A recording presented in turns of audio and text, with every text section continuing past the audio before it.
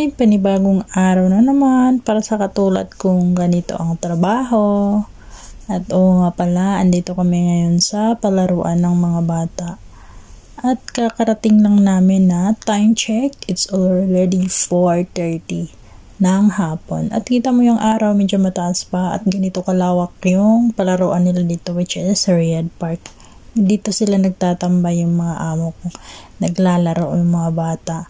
Depende sa haba ng oras ng pagtatambay nila dito, naglalakad-lakad sila, dito sila nag-exercise. Syempre kasama ako. At sa kung gaano kalawak yung lugar na yan, yan ang nilalakad ko buong oras, kung ilang oras kami nag-stay dyan. Kung darating ng 4 na oras yung pag-stay namin dyan, ganon din kahaba yung lalakad-lakarin ko dyan. Lilibutin ko yan. Yung alaga ko kasi hindi siya umuupo. Ayaw niyang mag-stay sa isang lugar. Gusto niyang palakad-lakad lang. Kaya lahat yan, nalilibot ko yan sa buong oras. Sa buong 4 na oras, yan ang ginagawa ko. Naglalakad-lakad ako. So, nakikita nyo naman kung gaano kalawak yan. So, ayan, nakabicycle yung alaga ko. Sinusundan ko yan siya kung saan siya maglalakad. Hindi ako makaupo. Gusto kong umupo pero hindi pwede. Kasi yung alaga ko kung saan magpunta dapat sinusundan mo.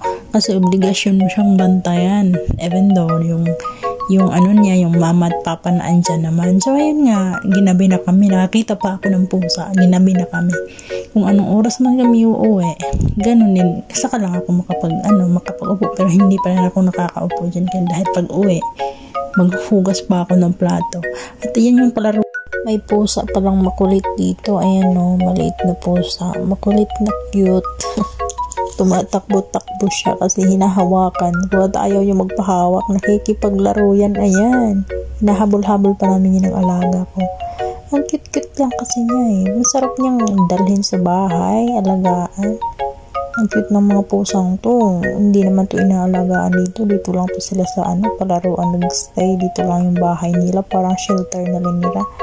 Nakakain lang din sila kung binibigyan sila. Ang cute-cute na. Gigigil ako dyan kaya ganyan. Kinukulit-kulit ko. Tumatakbo na nga. Hinahawakan ko pa. Yan, nangangagat na. Cute-cute talaga ng pusa dito. Ang dami-daming pusa dito sa palaruan. Nagtataka lang ako. Natatakot naman sila natatakot yung mga tao dito sa pusa. Pero bakit ang daming pusang gala dito na walang nag-aalaga? Kawawa silang lahat. Parang gusto ko tuloy bitbitin kaso lang matatakotin yung amo ko. Ang cute-cute talaga. After how many years, finally, nag-request na silang uuwi na daw kami. At ayan nga, papunta na kami sa sasakyan nila. Ay, hindi ko alam kung yan ba yung sasakyan. And by the way, andito kami sa kalsada. Binabaybay namin to kasi pauwi na kami. Sinusundo ko yung alaga ko habang naglalakad. Parang may nakita na naman yung alaga ko dito.